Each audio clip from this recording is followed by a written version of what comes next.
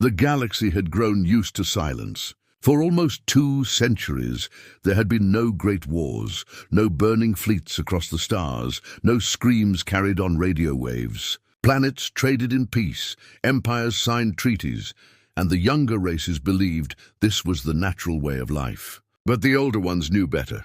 They remembered the stories, whispered like forbidden prayers. They remembered the name that had once frozen entire fleets, Deathworlders. They were spoken of like a myth now, like shadows from a darker age.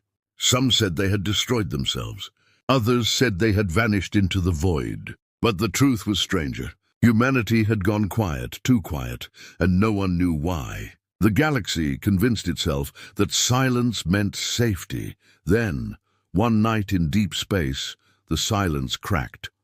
A lone listening post drifted along the cold edge of the frontier. It was small, manned by only a few alien officers who half believed their job no longer mattered. Nothing ever happened out here. They spent more time staring at the stars than their instruments. But that night, alarms howled. A signal bled through the static. Strange, powerful, deliberate. It was not random noise. It was not natural. The officers froze. Their screens filled with unreadable code, repeating like a pulse. A warning, a whisper, maybe even a challenge. Then just as suddenly it stopped. The silence returned. In that moment, every officer at the post felt something ancient crawl into their bones. They did not need translation. They did not need words. They knew. The Deathworlders were awake. Far across the galaxy, fleets were already moving. An arrogant coalition of powerful empires had decided that the peace was theirs to control. They believed the galaxy was theirs to rule.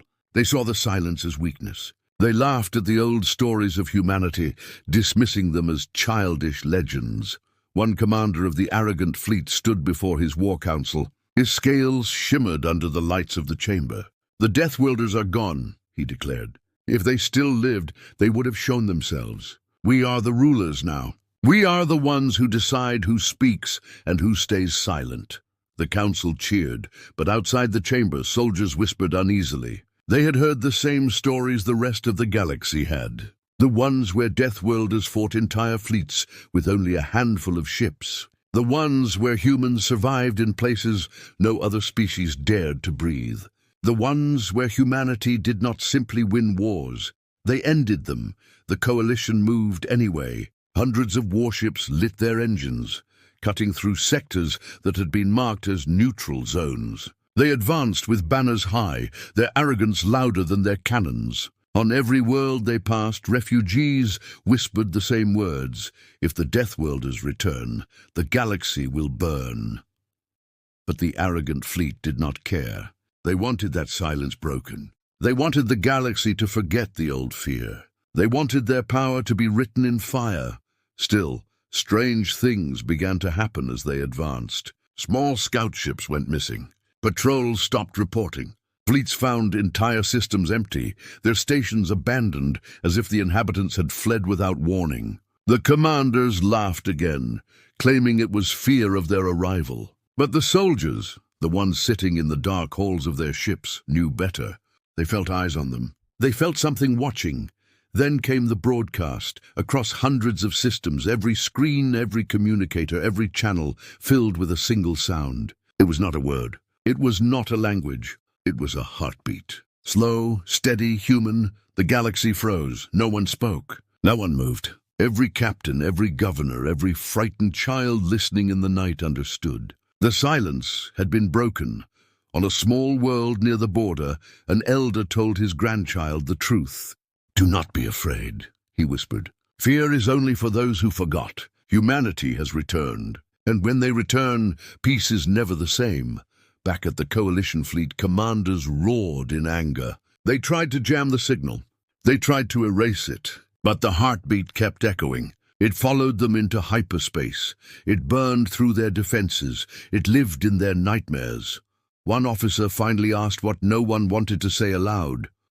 What if the stories were true? What if the Deathworlders never left? The commander struck him down, but his question still lingered in the cold silence that followed. In the farthest reaches of space, in a place no alien dared to chart, an ancient ship stirred. Its hull was black as night, its engines silent until now. It had been waiting, patient, hidden. The Deathworlders did not forget. They had been watching, listening, preparing. Now the arrogant fleet had advanced too far. Peace had died. The silence was gone. And humanity was ready to answer. The galaxy did not yet know what was coming. But they would learn. They always learned. The coalition fleet stretched across the stars like a blade drawn from its sheath. Hundreds of warships drifted together in tight formation, their engines glowing like false suns. To many worlds, their arrival looked like protection. To others, it looked like doom. The commanders believed they were unstoppable. They carried the banners of the great empires, each one claiming authority over the galaxy's silence. They told their people that they were guardians of peace. But in truth, they were hunters, and they had smelled weakness. At the front of the fleet stood the flagship, a massive vessel shaped like a spear. Its halls echoed with laughter, arrogance bleeding from every word. The alien commanders shared drinks, speaking of the territories they would claim, of the resources they would strip, of the species they would force into submission. "Who will stop us?" one general asked. His scales glittered under the lights. "The old Deathworlder myths? Ha! Children's stories. Humans are gone. We will prove it." Another commander leaned back in his chair, teeth bared in a grin. "Yes, if they existed still, they would have come already. This silence is our gift. The galaxy is ours." Their arrogance infected everything, even the soldiers who followed them. But not all of the soldiers laughed. In the hidden corners of the ships, whispers traveled faster than orders. Some of them had grown up with the stories. They remembered tales told in the dark, of Deathworlder pilots who turned their ships into weapons, of human marines who fought even when fire consumed their lungs, of commanders who never surrendered. These soldiers looked out the viewing ports into the endless dark and shivered. They could not explain why. The fleet advanced into neutral zones, worlds where treaties once held. They broke those treaties without hesitation. Colonies were forced to kneel, governors were stripped of power, and entire systems were told they now belonged to the coalition. Resistance was crushed quickly. A few ships that tried to flee were reduced to burning wrecks within seconds. Every victory inflated the commander's pride. Every destroyed defense fueled their belief that the galaxy was theirs to command. But the silence fought back. Patrol ships vanished without leaving wreckage. Scouts sent ahead never returned. One small fleet disappeared in a sector where no enemy was supposed to exist. Their last transmission was a scream, cut off in static. When the news reached the commanders, they dismissed it. "Cowards," one spat. They fled into the void. Let them die there. Yet the soldiers heard the rumors. They saw the fear in the eyes of those who had listened to the broken transmissions. And some whispered the name again, Deathworlders. Still, the fleet pressed on. They wanted the galaxy to see their firepower. On the edge of a frozen system, they launched a demonstration. Hundreds of ships aligned their cannons at a barren moon. In one order, they fired. The moon shattered. Chunks of stone and dust spun into the void, glowing red from the blast. Across nearby systems, the shockwave was felt. The arrogant commanders smiled at their own power. They broadcast the destruction across the stars, a message to anyone who might resist. "This is the fate of those who defy us," the message declared. But in the silence that followed, another message slipped through. It was faint, almost broken, but it spread across the same channels. A sound, low, steady, familiar, a heartbeat. The soldiers froze where they stood. Some covered their ears as if that could block it out. Commanders shouted to cut the signal, to jam it, to erase it. But the heartbeat kept coming. No machine could silence it, one soldier whispered, his voice shaking. "It is them. They are watching." The commanders grew angry. "Enough of this fear. Humans are extinct. We are the rulers of the galaxy now." Their voices thundered through the halls, but deep inside, even they felt unease. Then the first wreckage was found. A patrol ship stumbled upon a derelict vessel floating in the dark. Its hull was ripped apart, its crew gone. No signs of battle, no signs of life. Only a single message burned into the side of the hull, carved by something sharp and deliberate. 3 words. simple, cold. We remember you. The patrol ship reported it before their signal cut to static. They too vanished. Fear began to gnaw at the soldiers. Some started to dream of human eyes watching them in the void. Others swore they heard whispers in the dark of their ships, voices they could not trace. And yet the arrogant fleet pushed forward. Their leaders could not stop now. To retreat would admit weakness. To hesitate would admit fear. They told themselves humanity was a ghost, nothing more. But in the silence of their ships, where the hum of engines could not drown the sound of their own heartbeat, many soldiers knew the truth. The silence was ending, and something far older, far deadlier was waking. The coalition fleet cut across the stars like a storm. Worlds surrendered, colonies fell silent, and empires bowed out of fear. The arrogant commanders called it victory. To them, every system taken was proof that the galaxy now belonged to them. But deep in the shadows of space, far from their scanners, something else had begun to stir. The heartbeat signal had spread faster than any order. Across every channel, across every frequency, it pulsed. Soldiers heard it in their bunks. Governors heard it in their halls. Children heard it in their sleep. Some tried to call it a trick, a ghost in the machines. But the older races remembered. They knew the sound. Humanity was alive. The arrogant fleet dismissed the warnings. Their commanders mocked the soldiers' fear, calling it weakness. If humans truly lived, one declared, they would have already shown themselves. This is nothing but rumor, designed to weaken us. We are the strongest force in the galaxy. No one dares face us. But then it happened. It began with silence, deeper, heavier than before. In the middle of open space, where no planet circled, where no fleet was expected, the stars seemed to flicker. At first, the soldiers thought it was an error in their systems, a glitch, but then the flicker grew, stretching across the void, and from the darkness, a ship emerged. It was colossal, larger than any coalition vessel, its hull black as shadow and sharp as a blade. Its design was old, yet alive with power. Along its sides, faint lights burned like scars, glowing red against the endless night. No one could mistake it. This was no alien craft. This was human. The coalition fleet froze.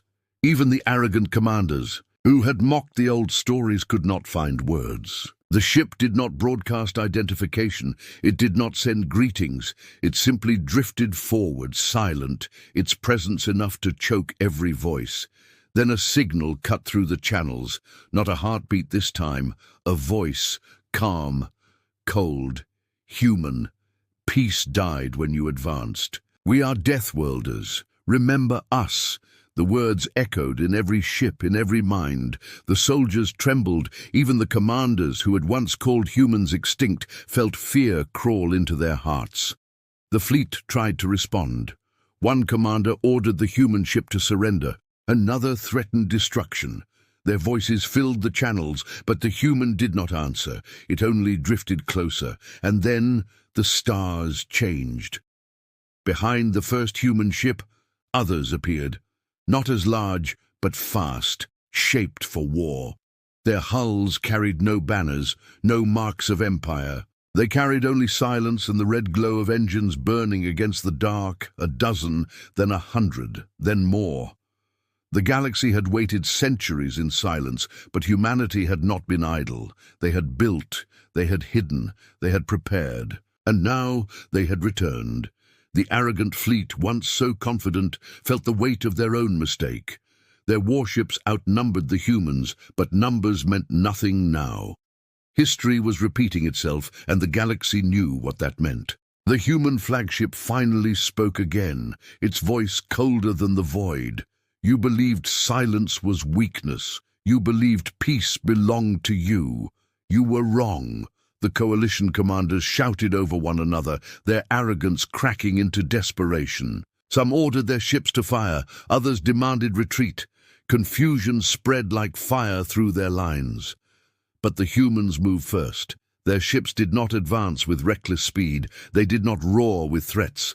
They simply spread out, silent, precise, like predators circling prey. Their movements were sharp, each one a reminder of battles fought long ago. On one coalition vessel, a soldier whispered what many were now thinking. The stories were true. They never left. They were only waiting. The first shot came not from the humans, but from the coalition. A massive cruiser fired its cannons, beams of light tearing across space. The human flagship did not move. At the last moment, its shields flared. The beams vanished like sparks in the rain. The response was instant. One human vessel broke formation, darting forward with speed no alien ship could match. Its weapons fired once, only once. The coalition cruiser shattered, breaking apart in silence, its wreckage spinning into the void. The soldiers who saw it knew the truth. The coalition had woken something it could not control. The human voice returned, low and final. You wanted war.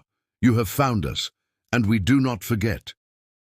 Every ship in the coalition fleet felt the weight of those words. Some commanders tried to rally their forces, but already doubt was spreading. The arrogance that had carried them this far was breaking. Because now the silence was not theirs to command. It belonged once more to the Deathworlders. The first shot had already burned the silence, but the true storm had not yet begun. The coalition fleet, swollen with arrogance, believed their numbers could crush anything. They had hundreds of ships, war cruisers, carriers, destroyers, each one carrying weapons that had conquered weaker worlds with ease. Against them stood only a handful of human vessels. To the commanders, it looked like a simple victory. "Break them!" one commander barked across the fleet channels. "Show the galaxy that even the Deathworlders are nothing before us." Cannons charged, engines roared, and the arrogant fleet surged forward like a tidal wave. But the humans did not rush to meet them. Their ships moved with a calm precision that made the soldiers uneasy. It was not the movement of prey fleeing hunters. It was the movement of predators who had hunted many times before. The first collision came fast. A coalition destroyer locked onto a small human frigate and fired a spread of missiles. The frigate did not dodge. It cut its engines, drifted, and let the missiles pass. Then it spun on its axis, weapons flashing once. The destroyer split apart, its wreckage tumbling into the dark. The coalition shouted in anger. More ships surged forward. Beams and plasma bolts lit the void like storms of fire. Yet somehow the humans were always one step ahead. They darted through the barrage, shields flaring at just the right moments, counterfire precise and merciless. One by one, coalition ships fell. Some exploded into clouds of light, others went silent as systems failed. To the galaxy, watching from hidden broadcasts, it looked less like a battle and more like an execution. A soldier aboard a coalition cruiser gripped the edge of his console, his voice trembling. "They fight like they already know us, like they studied every weakness we have." He was not wrong. Humanity had watched in silence for centuries, hidden in shadows the galaxy thought abandoned. They had studied every fleet, every tactic, every arrogant move the coalition had ever made. And now they were turning that knowledge into fire. The coalition tried to regroup. Commanders screamed orders, demanding their fleets close formation, demanding heavier firepower. But the humans shattered their lines again and again. A squadron of human corvettes sliced through the rear flank, targeting engines with surgical strikes. Coalition ships spun out of control, helpless, before being torn apart. Panic spread.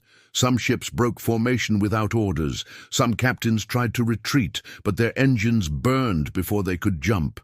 The humans were everywhere, moving. Faster than logic allowed, fighting harder than anyone thought possible. Then the human flagship moved. Until now, it had remained still, silent, watching as its smaller ships cut the fleet apart. But as the coalition brought its largest battleships into position, the flagship stirred. Its engines lit like suns, and its massive frame glided forward. The coalition unleashed everything they had. Dozens of battleships fired in unison, beams and shells slamming against the human flagship's shields. The void burned with light. For a moment, it seemed the ship would falter. But when the light cleared, the flagship was still there, moving forward without a scar. Then it answered. Its cannons fired once, just once. A beam of white fire lanced through space, slicing a coalition battleship in half. A second shot followed, tearing through another. The flagship did not roar with endless fire like the coalition vessels. It did not need to. Each strike was final, each strike a death sentence. The soldiers of the coalition began to whisper what their commanders refused to say aloud. This was no war. This was punishment. The human voice returned, calm and merciless. You thought silence meant weakness. You thought peace belonged to you. Now you learn the truth. Peace is what we allowed, and war is what we bring. The words spread across every channel. Some soldiers wept. Others cursed their leaders for bringing them here. Entire crews began to mutiny, refusing to fight against the monsters from the old stories. But it was already too late. The humans struck again, this time with brutal precision. Their ships cut through supply carriers, destroyed communications hubs, severed the chain of command. The coalition fleet was not just losing, it was being dismantled piece by piece.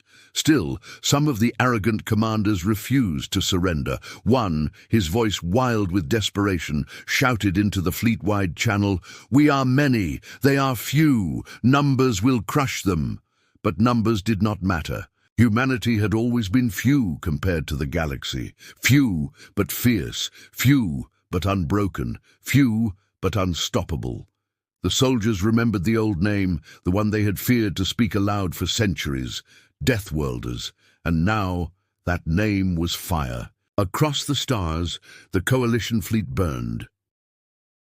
The battle was over. The arrogant fleet that once blotted out the stars now floated in pieces. Wreckage drifted like broken bones through the void, glowing with fire and silence. The galaxy had watched in disbelief as the coalition, so proud and mighty, was torn apart by the very legends they had mocked.